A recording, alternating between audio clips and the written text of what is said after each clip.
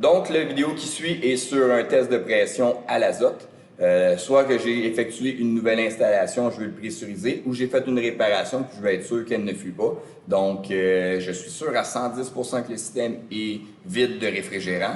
Mes vannes sont en backseat, moins un quart, et mon système est cadenassé. Comme ça, je suis sûr que personne ne va venir jouer dessus pendant que je suis en train de faire un test de pression. Donc, une fois que tout ça est fait, je vais aller brancher mes manomètres sur mon réservoir. Une fois que c'est fait, je m'assure que le détendeur est bien ouvert et je peux ouvrir le réservoir.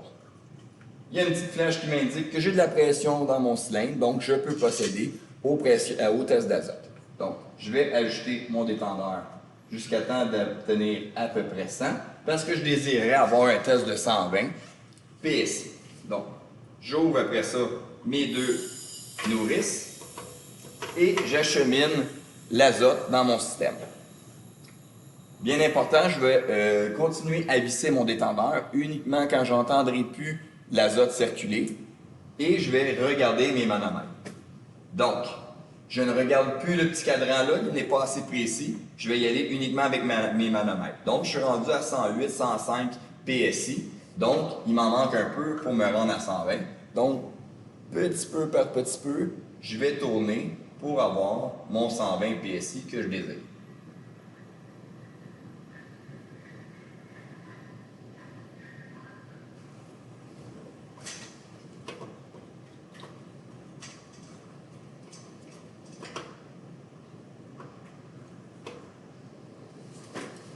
Une fois que j'ai atteint mon 120 PSI, je peux maintenant dévisser mon détendeur et fermer mon cylindre d'azote.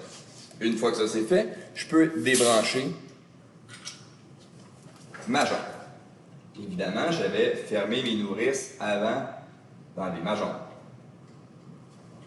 Je peux procéder au test de savon. Donc, si j'ai effectué une réparation, je vais directement où ce que j'ai fait ma réparation pour être sûr qu'il n'y a pas de fuite. Si j'ai fait une installation neuve, je vais aller regarder chacun des raccords que j'ai fait pour être sûr qu'il n'y en a aucun qui fuit. Je vais le faire tout de suite parce que ça ne veut pas dire que je vais le voir rapidement sur mes manomètres. Puis ça peut être une micro-fuite. Avec le savon, je vais le voir tout de suite. Je vais pouvoir rectifier le tir plus rapidement. Une fois que ça va être fait, que ça va faire au moins 1 heure que je suis en test de pression, je vais pouvoir procéder au vacuum. Donc le vacuum, je ne l'ai pas avec moi, mais fort simple, on va vider notre système. Donc on défait la jambe, je la tiens hors de mon visage. Je vide le système d'azote et après ça, je vais pouvoir brancher mon lecteur de micron et ma pompe pour faire le vacuum.